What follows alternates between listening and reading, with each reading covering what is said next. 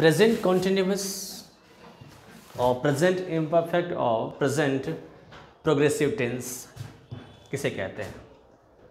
Tense से पहले हम पढ़ चुके हैं सिंपल प्रेजेंट टेंस। अगर आप नहीं पढ़े हैं तो जाइए मेरी वीडियो में इंग्लिश ग्रामर में देखेंगे आप। सिंपल प्रेजेंट टेंस को मैं बहुत ही डिटेल में बताया हूँ, ठीक है। आज हम पढ़ेंगे प्रेजेंट कॉन्टिन्यूअस के बारे में।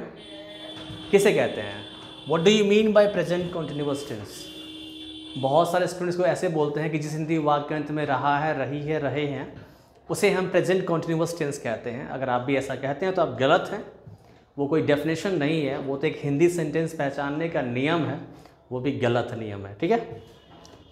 तो प्रेजेंट कॉन्टिन्यूअस टेंस किसे कहते हैं? इट शोज टेम्परेरी एक्शंस और सिचुएशंस, है ना। यह कोई टेम्परेरी का मतलब होता है जो हाल फिलहाल के लिए है, कुछ समय के लिए हो, ठीक है ना। तो टेम्परेरी एक्शंस और सिचुएशंस दिखलाता है at the time of speaking, बोलते समय, ठीक है। यहाँ लिखा हुआ है इट शोज टेम्परेरी एक्शंस और situations that are going on at the time of speaking. तो बोलते समय जब कोई काम कंटिन्यू हो तो उसे हम प्रेजेंट कॉन्टिन्यूअस टेंस कहते हैं, ठीक है। इसके तीन नाम है, प्रेजेंट कॉन्टिन्यूअस या प्रेजेंट इम्परफेक्ट और present progressive tense.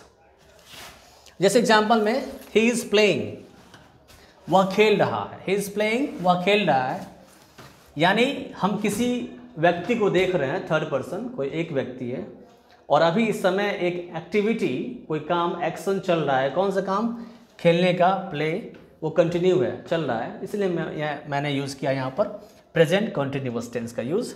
So he is playing, they are playing, I am playing, she is reading, she is crying, she is laughing, यानी कोई काम अभी हो रहा है। वह रो रही है, शी इज़ क्राइंग, मैं हंस रहा हूँ, आई एम लाफिंग, अभी हंस रहा हूँ, ठीक है ना। नेक्स्ट एग्जाम्पल है they are learning computer these days. आजकल वे कंप्यूटर सीख रहे हैं। वे लोग कुछ व्यक्ति हैं, है ना, अभी फ़िलहाल वे यहाँ खड़े हैं। बट बात करें टेम्परेरी एक्शंस का जो आजकल हो रहा है ना, दिस डेज लग गया, समझिए, this days, at the moment और नाउ।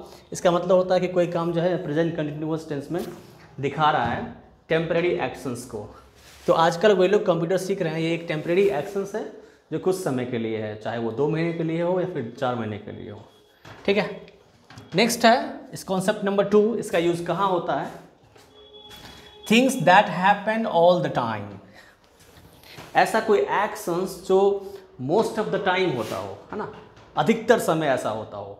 हिंदी में हम ऐसा कहते हैं जैसे वह हमेशा रोता ही रहता है, तुम हमेशा खेलते ही रहते हो, वह हमेशा पढ़ती ही रहती है, तुम हमेशा अंग्रेज़ी बोलते ही रहते हो। इट डजंट मीन दैट कि वो 24 आवर्स ऐसा ही होता रहता है, नहीं।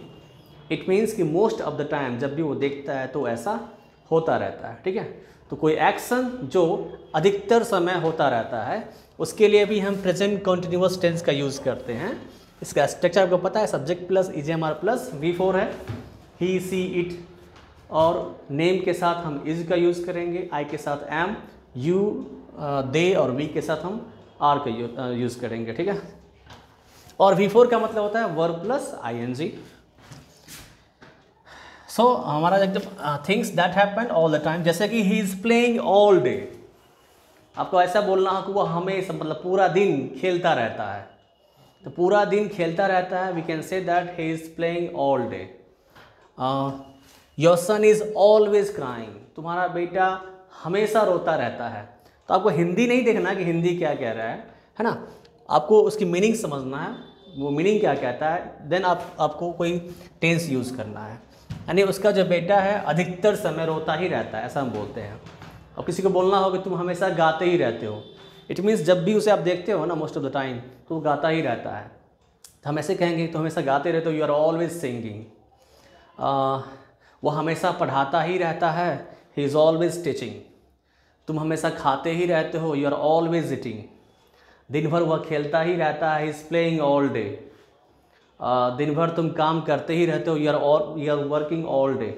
इस तरह से आप बहुत सारे सेंटेंसेस यूज़ कर सकते हैं। चलिए कॉन्सेप्ट नंबर 3 देखते हैं, talking about future time. Present continuous tense का यूज़ हम फ्यूचर टाइम के लिए भी करते हैं जब उसमें संभावनाएं बहुत ज़्यादा हो, है ना, जब वो बहुत संभावनाएं दिखाए, मोर पॉसिबिलिटी।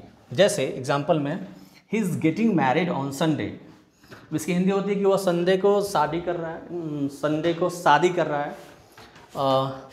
इसे आप ऐसे भी कह सकते हैं हिंदी में कि वह संडे को शादी करेगा, ठीक है। तो हिंदी में आप कुछ भी बोलिए, संडे को वह शादी करेगा या संडे को वह शादी कर रहा है, बट इसकी जो अंग्रेजी होगी वो प्रेजेंट कॉन्टिन्यूअस टेंस में ही बनेगा। जैसे he is getting married on Sunday, क्योंकि संडे, आने वाला संडे क्या है, एक फ्यूचर टाइम दिखला रहा है, वो फ्यूचर में है, बट है क्या, वो संभावनाएं बहुत ज़्यादा है। अब आपको कैसे पता कि संभावनाएं बहुत ज़्यादा है, तो उसमें एक टाइम लगा रहता है ना, Sunday, next Sunday, tomorrow, next week, next month, next year, इस सब एक टाइम लगा रहेगा आपको, ठीक है ना। और फ्यूचर टाइम अगर दिखलाता है तो आप उसे प्रेजेंट कॉन्टिन्यूअस टेंस में बना सकते हैं, है ना। जैसे he is getting married on Sunday, यानी डेट वगैरह सब फिक्स्ड हो गया है, दिन भी फिक्स्ड हो गया है, मतलब बहुत ज़्यादा संभावनाएं हैं।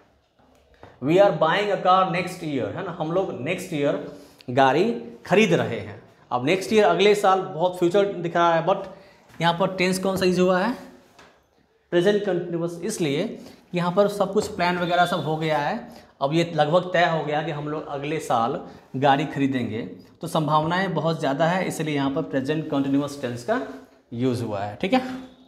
कॉन्सेप्ट नंबर नेक्स्ट हमारा है टू टॉक अबाउट डेवलपमेंट और चेंजेस, है ना।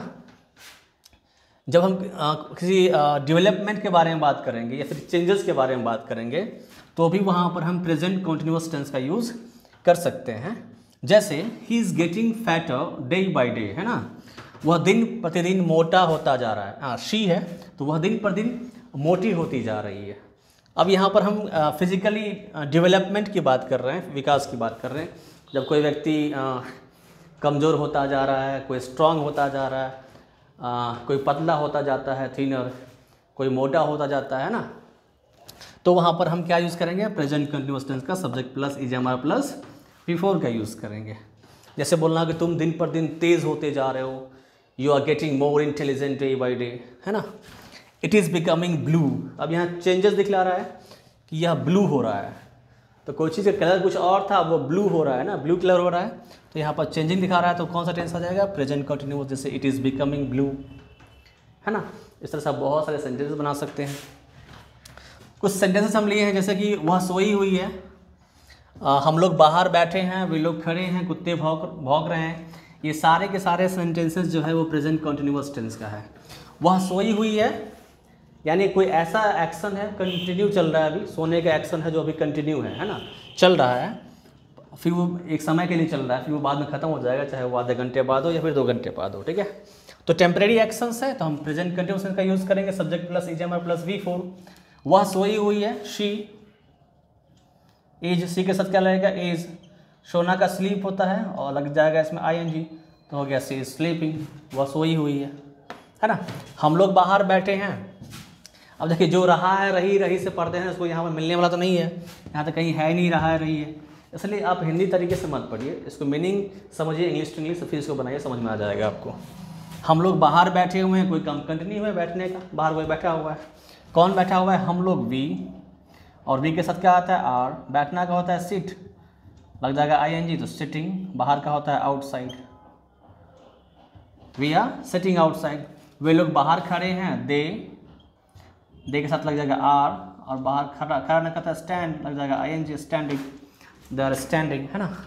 कुत्ते भौंक रहे हैं, एट द टाइम हम देख रहे हैं कुत्ते भौंक रहे हैं, तो क्या हो जाएगा, द डॉग्स आर बार्किंग, है ना।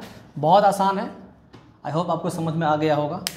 इसका आप नेगेटिव में सिर्फ नॉट जोड़ देना है, इंटेरोगेटिव में आपको इज MR पहले रखना है, जैसे कि क्या तुम आ रहे हो, आर यू कमिंग, क्या तुम जा रहे हो, आर यू लिविंग, क्या तुम रो रहे हो, आर यू क्राइंग, क्या वह आ रही है, इज सी कमिंग, क्या मैं पढ़ा रहा हूँ, एम आई टीचिंग।